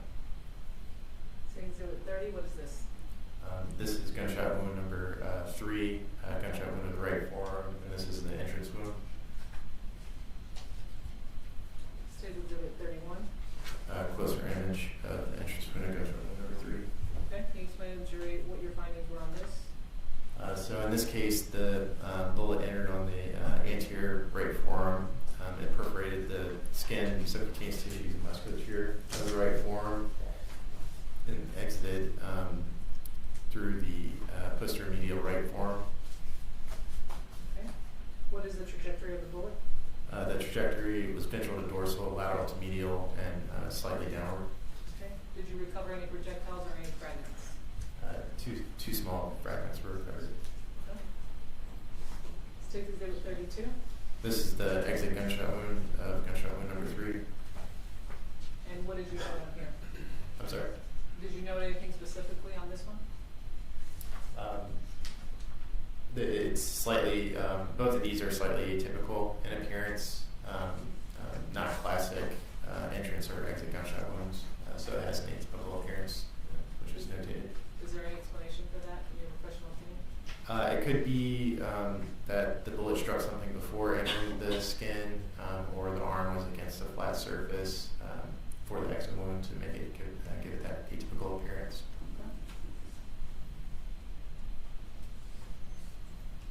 State's Exhibit number 3. Sorry, 33. Closer image of the exit gunshot wound of gunshot wound number 3. State's Exhibit 34. What is this? So these are 2 projectile fragments that were recovered from the musculature associated with gunshot wound number 3. One looks like a bullet core, and one looks like a piece of the jacketing. What does that mean? I was finna speed past it, but she said, "What does that mean?" So he finna define something. So again, the bullet has a core, a gray metal core, and it's covered in a jacketing. So the I know core that. would be the gray. The core is is the base, and all the jacket did was mushroom, basically, or split off into fragments. Fragment, and the jacketing would be the orange fragment. The jacketing. Oh wait. This is gunshot wound number 4, gunshot wound in the right hand. What? And one looks like Hold up. Sorry, 4. Closer image of the I thought he only shot 3 times. He said 4. State's Exhibit 34. What is this? So these are 2 projectile fragments that were recovered from the musculature associated with gunshot wound number 3. One looks like a bullet core, and one looks like a piece of the jacketing. Oh, the fragment. Okay. So again, the bullet has a core, a gray metal core, and it's covered in a jacketing. So the core would be the gray fragment, and the jacketing would be the orange fragment. State Exhibit 36. This is gunshot wound number 4, gunshot wound in the right hand. You noted it as a graze? The next one is a graze. Okay. So you're Wow, he got hit 5 times. And what do we see here on the picture specifically? So in this case, the bullet perforated the skin and subcutaneous tissues, and then penetrated the musculature of the right hand. State's Exhibit 37. This is a closer image. Okay. How do you tell the difference between an entrance and an exit wound? An entrance wound will typically have a more uniform appearance, and it also has a marginal abrasion. An exit wound will typically have a more irregular appearance. It won't be quite as circular, and it won't have a marginal abrasion. So the marginal abrasion is the red rim around the borders of the wound. Okay. And what we see here in State's Exhibit 37, how are you able to determine the trajectory of a projectile? So in this case, the abrasion is pointing towards the upper down position, and then it also has skin tags, which can help you in identifying the trajectory of the bullet. The skin tags point the direction that the bullet was fired. So in this case, you can see that they're pointing this way. So this is a good example of how you're able to notate on your report what way you can tell the bullet is traveling inside the body. Exactly. Case Exhibit 38, what is this? This is a fragment of jacketing that was on the surface of the right hand. Okay. Once again, what does that mean? So this would be the jacketing that was covering the bullet that was fired. Okay. That was recovered from his body. Yeah.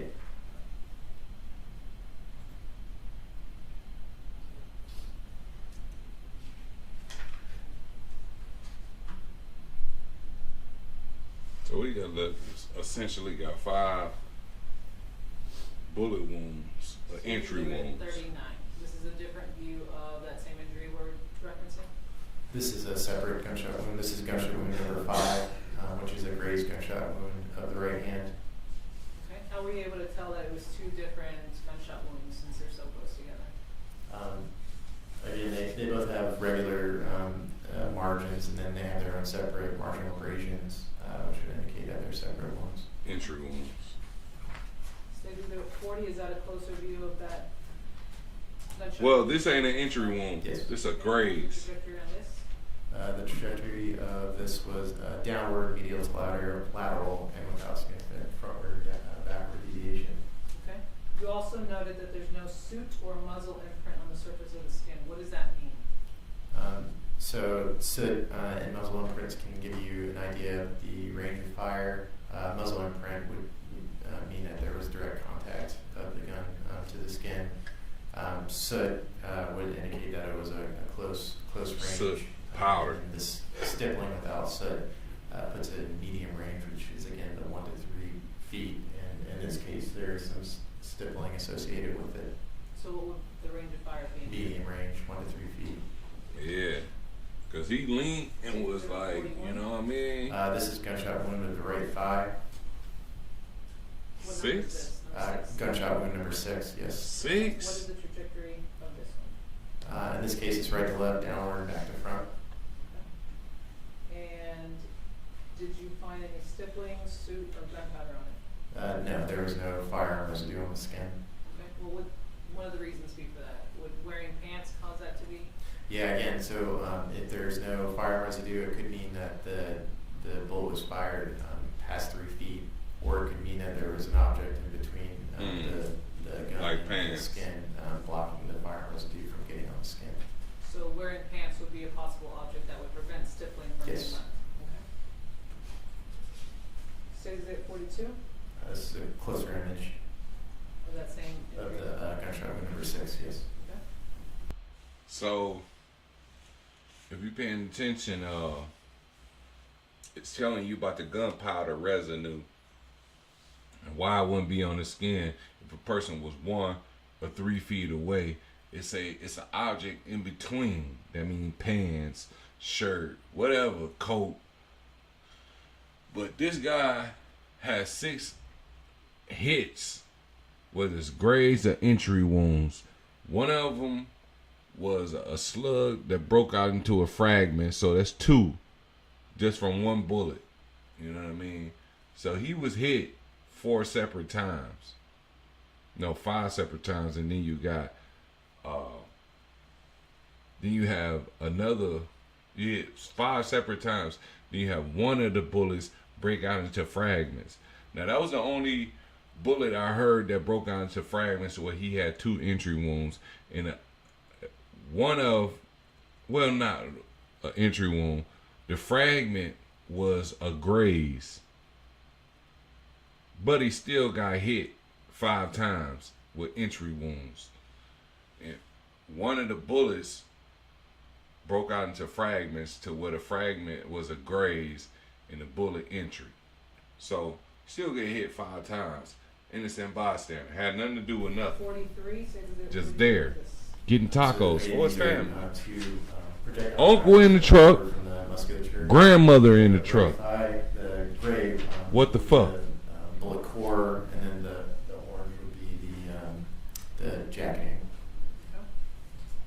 State Exhibit 44, what is this? please understand. This is the world we living in. It ain't just Texas. This is the world we living in. I could pull up on my feed in multiple different cities, counties, all four corners of the U.S. There's bullshit going on just like this. And they will have all of the graphic, audio, video to support the crime that then took place. You know, this just one that's been on my radar since I've been here. You know what I mean? I've been in the DF Dub for like 5 years, and to me, this is a very interesting case because you have a father that's involved in a murder case that the son committed. His son was like 15, and then the son evaded arrest and been on the lam since. But the father turned himself in, and he's booked, tried, and convicted, sentenced to life. Mother has nothing to do with it as far as helping a prisoner evade arrest or whatever, but it's clear evidence that she was in the truck with her son and his father, taking them to Fort Worth. And from Fort Worth, where did he go? Who knows? Mexico. If he get a different name, identity, or whatever, and don't get in no trouble, or who knows? If he does get in trouble, are they gonna extradite him to the U.S.? Probably not. No, if the U.S. ain't coming down there to get him, he probably fluent in Spanish. Go down to Mexico, or any one of those little towns, cities, or whatever. Stay low key and live out his life. His physical appearance will change. You know, from the pics that they have of him, it'll change. It'll change in 10 years. If he evaded for 15 years, dramatically gonna change. He'll be 30 then. In 40, he'll look like a totally different character. This is a grown man now at 30. You know, his physical features are getting wide. You know, look, man features are totally different from a little kid or an adolescent. This is gunshot wound. And it's just crazy that an innocent bystander, he don't get to live out the rest of his life. He was like 15 or 14, sitting there waiting on tacos from his family. His uncle and his grandmother sitting in the parking lot waiting on him, not knowing none of this finna transpire. It has nothing to do with him. The bullet perforated the skin, subcutaneous tissues, musculature, the lateral right ninth, intercostal space, the liver, hemidiaphragm, the lower lobe of the right lung, middle lobe of the right lung, upper lobe of the right lung, the soft tissues in the middle of the chest, the sternum, and then exited through the upper left side of the chest. And he had a significant amount of blood in his right chest cavity associated with those injuries. This is the injury that had the most damage to the major organs in his body. Yes. About how much blood was collected inside of his body? At autopsy, 500 milliliters. How much does the average human being carry? Specifically, a guy who is 138 pounds, 71 inches, so not very tall, not They very prepared this answer. Yeah, it depends on stature and sex. Okay, he ain't got no answer for it, so they ain't prepared for it. Between 4.5, around 4.5 liters. Okay, and so you found about 500 milliliters? Yes. So the jury has an idea how much is one of those big Coke bottles, like 1 liter? Yeah. Big one? Half of that would be 500? Yes. Okay, so half of that amount of blood was in his body collecting from this injury? Yes. Okay. And you said it went I wonder what. right? Hold on. So half of that, as an idea, how much is one of those big Coke bottles, like 1 liter? What big Coke bottle? See, she ain't put no stipulation on the Coke bottle. Is she talking about a 1 liter, 2 liter, 3 liter, like 20 ounces? What type of? She said let me, because she said a liter. She did. Yes. So the jury has an idea how much is one of those big Coke bottles, like 1 liter? Yeah. The big ones? No, the big ones is a 2 liter. But they said the big ones is noted. The big ones is a 2 liter. I just said they didn't say how much, but they did. She just saying the wrong type of bottle. She said the big bottle is a 1 liter. No, the big bottle is a 2 liter. they said his body collected 5 milliliters of blood. So basically, he was drowning on blood or bleeding internally. Half of that would be 500? Yes. Okay, so half of that amount of blood was in his body collecting from this injury? Yes. Okay. And you said it went in his right side and then works through his left chest? Yes, the upper left side of the chest. Okay. Was there very much hemorrhaging in his stomach? There was some hemorrhage in the stomach associated with the next wound. Did this hit a lung? This wound. That's vital. Now that's what I was waiting on. They just said it. Is this a lung? Now Tupac lungs collapsed, but the reason why I say this is vital, because if it hit a lung and if the blood fills in his lungs, then he can drown. The uncle said that though. He said that earlier. He said we was taught in CPR class to lay people on their side so they don't drown. Let's see. All lobes of the right lung. Okay. How does that impact hemorrhaging? Oh. They say he was in the lung. Here you go. Hit a lung? This wound hit all lobes of the right lung. Okay. How does that impact hemorrhaging? When the bullet goes through the lung, there's going to be blood that comes out of the lungs, and then the blood will collect in the right chest cavity. How would that affect someone's ability to breathe? So the lung is the organ that you use to breathe, so it's going to impact his ability to breathe. And obviously cause a lot of pain too.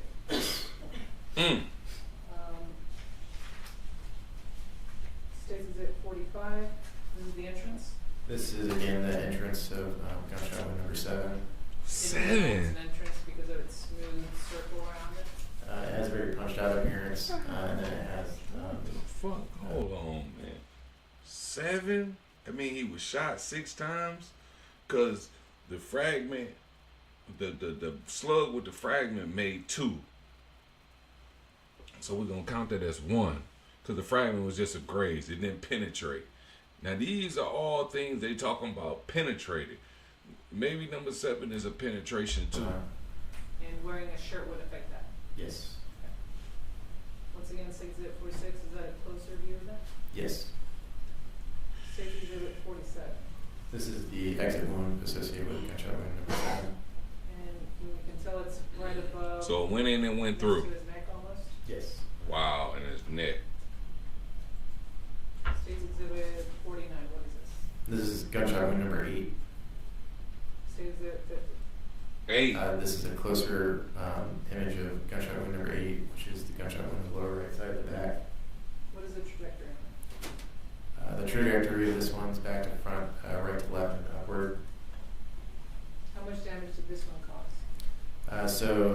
This bullet perforated the skin, subcutaneous tissues, soft tissues of the back, perforated the right iliopsoas muscle, the soft tissues in the abdomen, the small bowel 2 times, and then the soft tissues of the upper left side of the abdomen, and exited through the upper left side. So this bullet was just travel. The damage it left behind, would that also cause a significant amount of hemorrhaging in his body? In this case, there was 100 milliliters of blood in his abdominal cavity.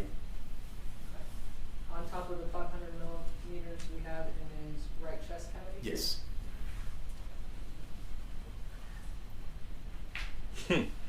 That's crazy, man. So his blood, his body got 6 milliliters of blood, Or not his stomach, his causing him all this pain. Just one liter of blood traveling through his This is a closer intestines. image, and again, you can see the small red dots that surround it.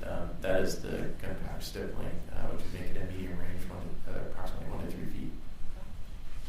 State exhibit 52. This is the exit wound associated with gunshot wound number 8. Closer image. 54. This is gunshot wound number 9. Gunshot wound of the left elbow. Number 9. State exhibit 55. This is the entrance wound, which is on the posterior medial left elbow. He's saying all the shots, majority of his shots went to an innocent bystander. idiots with guns? In this case, the bullet perforated skin tissues and soft tissues of the elbow and exited through the posterolateral left elbow. Okay.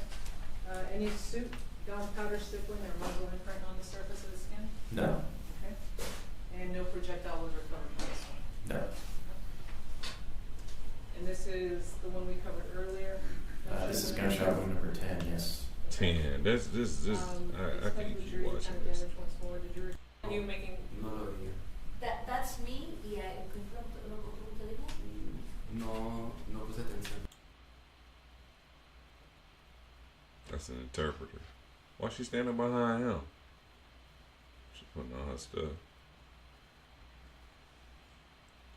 Getting ready again.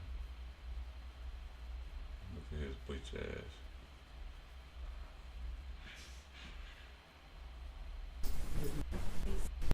Goofy ass nigga. He the one that got this whole bullshit going.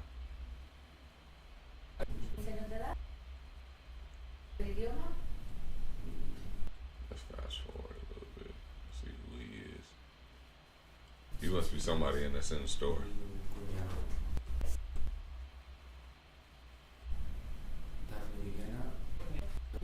Let's fast forward to see. Okay, here we go. ¿Cuál era su horario de su turno? 5 de la tarde a 10 de la noche.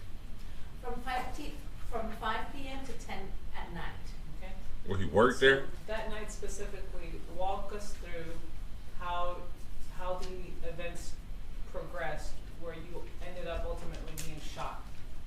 Y esa noche específicamente llevaron paso a paso cómo fue ocurrir los eventos que a ustedes dispararon eventualmente. ¿Describo lo que yo hice? Do I describe what I did? Yeah, walk us through what you remember. Sí, llevaron paso a paso lo que usted recuerda.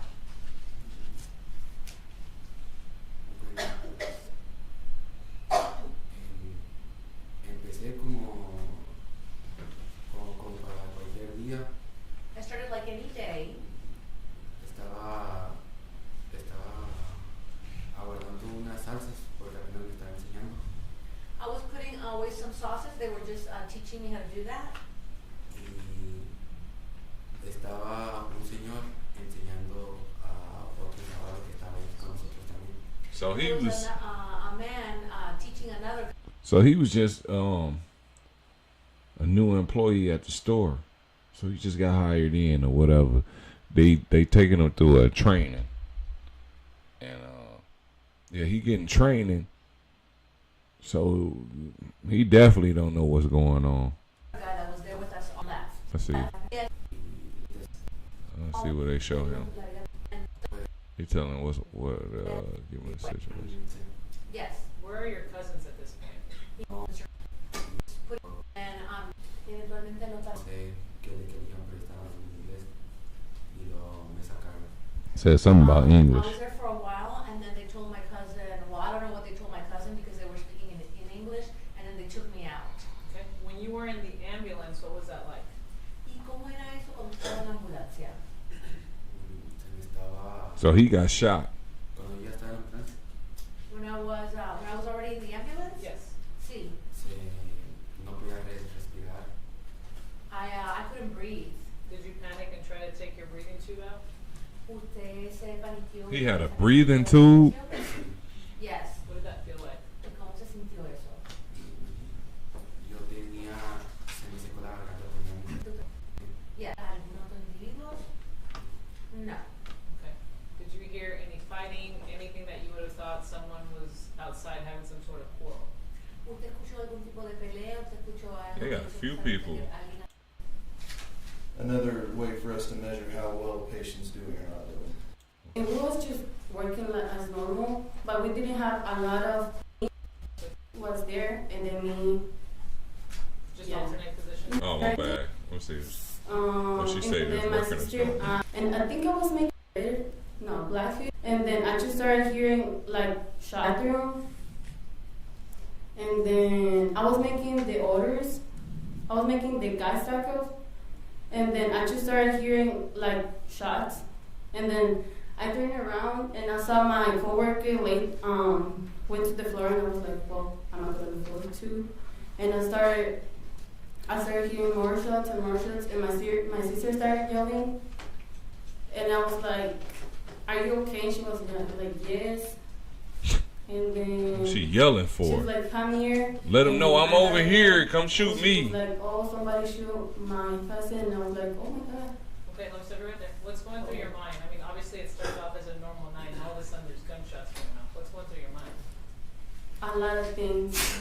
I was like, are these fireworks? I don't know what's happening. I was just thinking about my sister and my cousin. And I was like, okay. Then I heard her voice and I was like, what? Why people, when they hear shots, think it's fireworks, even if it ain't close to the 4th or the 1st? Even if it ain't close to the 4th or New Year's, they still think gunshots are fireworks. I think they mind want to disassociate from danger, immediate, imminent threat. Okay, she's okay. And that, I think that's it. I don't remember. At what point do you see your cousin David is shot? When my sister started yelling, I ran to her. And then I turned around and he was like laying in some like a ladder. And I saw him and I ran to him. And that's when I saw him. Okay, what did you do next? I started putting pressure because he told me like, oh, I got hit. And I was like, where? And he told me like right here. And I was like, oh, let me see. And I started putting pressure because I saw he had two holes. And I started putting pressure. And then he just started like saying that he didn't want to die. And then why was God making that to him? Okay, what's going through your mind when you're going through this scene with your cousin? Hey, the cousin going off like, man, I want to die. Why is God doing this to me? Man, I feel I was you. gonna die. I was like, I'm gonna lose him today. Were you scared? Were you sad? Were you angry? Yes, I didn't know what Look to at him. do. I was just thinking after, and he started to like, I don't know. What happens next? Do police eventually show up? Yeah, they took really long time. She throwing up out there. She said the police took so long to come in there. Get it all. Not like the Sandy school. Okay. Did you hear any arguments, anything that would have led you to believe something was going on outside? Oh, Okay, shit. It was an ordinary night, by all means. Yes. Yes, ma'am. Pass the witness. So as far as why this guy came in there shooting, you have no idea, right? No. And as far as his relationship with the guys he shot, you have no idea, right? No. No. What he did, you have no idea, right? No. Okay. And did you go down? All right, gonna feed fast. And where were you Another working witness. in December? Basic to advanced Oh, that's probably his sister. course. I go ahead and photograph the scene. Oh, no, No, at that's that his point, sister. what you're in with See the photo of the crime scene. The front entrance of the food mart. She take photos of the crime scene. As you walked around the store that night, you said that you were given information. Are these the photographs? That would be defect H? Yes.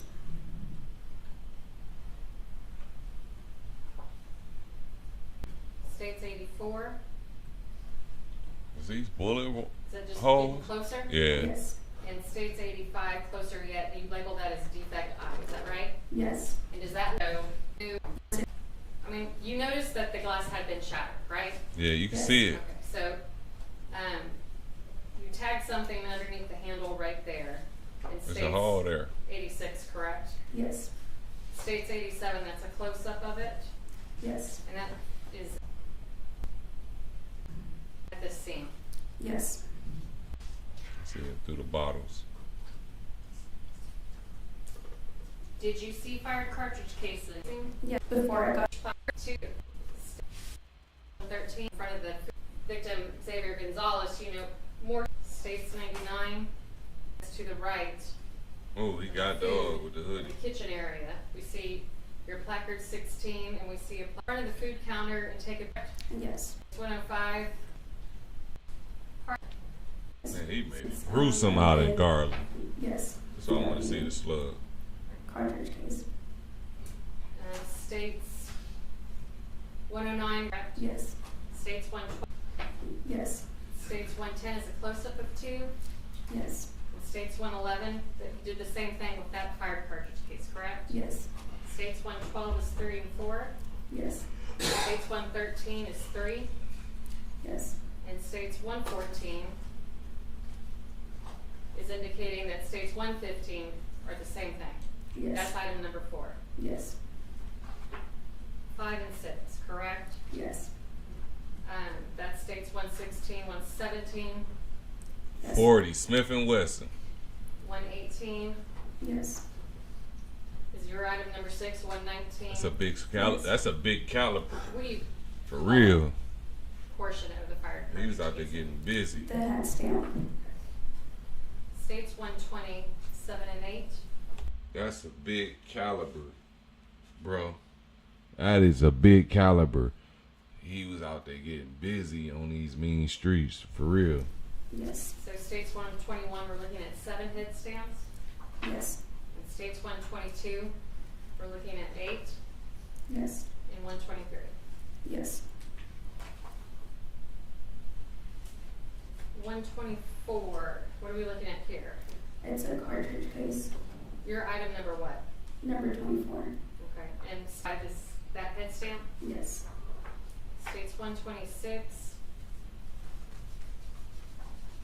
We are focusing in on item number 9. Is that correct? Yes. And states 127 is the head stamp of item number 9. Yes. Why do you take the picture of all the head stamps? So we know what we're looking at, like the description of the item. Have they all been 40s? Yes. States 128, close up at 10. Yes. 129 is the head stamp of 10. Yes. States 11, what are we looking at here? An additional cartridge case. Close up, because it was kind of hard to see in states 130, right? It's a little underneath the cooler. Yes. And that's what we see in states 131. Yes. And then that's the head stamp Yes. in 132. 133, we're looking at states 12. Or I'm sorry, your item number 12. Yes. Okay. States 134 is a close-up of your item number 12. Yes. And 135 is that head stamp. Yes. 136 is what? Your Yes. item number 13 is what? It's a projectile. Okay. And are you able to take photograph of, I mean, there's no head stamp or anything to take a picture with that, right? No. Okay. States 137, are we focusing on your item number 14? Yes. 138 is your head stamp on 14? Yes. And then 139 is your item 17? Yes. States 140, are we focusing in on fired cartridge casing your item number 15? Yes. And that's what we see in 141? Yes. With the head stamp. In 142. Yes. 143, what are you noticing here? There's an additional cartridge case underneath. Underneath the boot? Yes. So if I point kind of in the middle of the picture where I'm circling is the fired cartridge casing? Yes. That's, you took it kind of from a little bit of a different angle in You 144. can see it now. You can see that cartridge on there. That's how close he was up on the innocent bystander. The innocent bystander. Yes. And that's the head stamp in 145. Yes. 146, we're focusing on your item number 18. Yes. States 147. And States 148 is the head stamp. Yes. States 149. I didn't even pay attention when he came in. Did he had an extended Yes. States extended 150 mag? close-up of that. But seeing the number of calibers, seeing the number of cartridges, it lets me know that he had an extended mag. And I think Yes. with the 40 extended mag, probably only go up to like 25 or Again, they're 30. all 40s? Yes. I don't know You about didn't 30, analyze, like 28, the 25 fire or cartridge 28. cases, did you?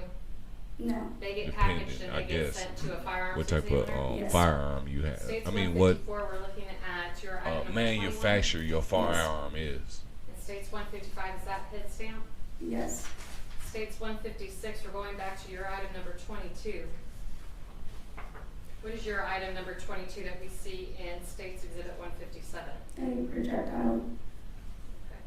And then back around the coolers in 158, do you find more projectiles? One of the dude that was running back there towards the game room, he had blood. He was bleeding, leaking. I wonder, did he make it or did he die? Because it says 5 people, individuals hit, but 3 died. It was on the door frame of the cooler. Okay, so if I point, am I pointing to the correct place in the middle of State's Exhibit 159? Yes.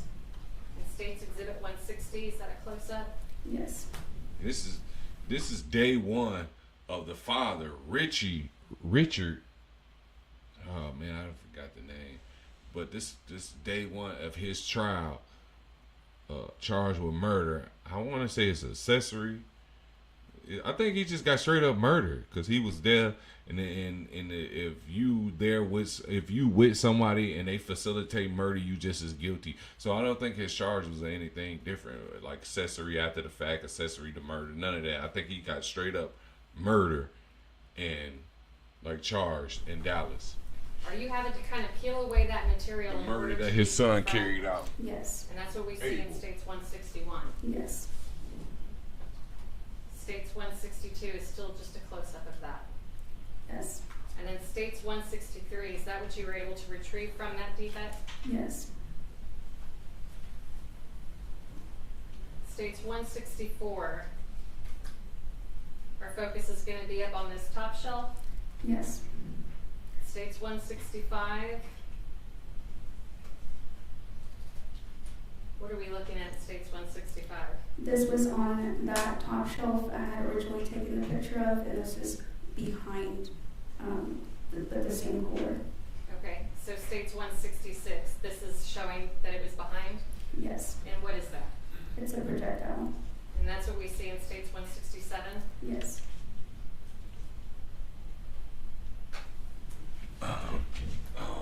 Other items collected outside the store, your item number 26 and 27, that's what? Cigarette butts. Because at the time, you don't know if the detectives know who the shooters are, or the suspects are, right? So It's very interesting. That's great work, actually. Because if you watch at the beginning of the video, when it starts, when he pulls up to the gas station, he puts out a cigarette on those yellow, like, cement guards for people don't crash into the store. He puts it out. And she just said right here, these two at the time, items, they're don't not know bullet if the casings, detectives know they're who the cigarettes. shooters are, the suspects So are, they right? DNA tested. So They collected anything the for each evidence, possible identity, them is cigarette that butts, correct? and DNA tested it. Most of the stuff that you collect is collected and then I thought she preserved did for a further little analysis by Hispanic somebody guy. down the road. She just looked at Is that fair to say? mulatto, like Yes. mixed with black and white, but I think she is Hispanic. And that wasn't the only thing that you had to do in this investigation of that shooting from that night, is that correct? Yes. Were you asked to assist with taking photographs of a white Dodge Ram truck? Yes. Was that on December 27th? Yes.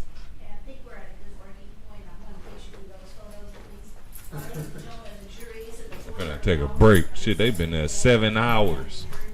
by 8:45 in the morning. We'll start promptly at 9 a.m. Next session. Anything you personally? My breakdown of my review is just 4 hours, and most of that is other like content of other things I think I explored before I got here. I wouldn't say it took up an hour, but it got me yawning for real to sit here for this 4 hours and watch this case.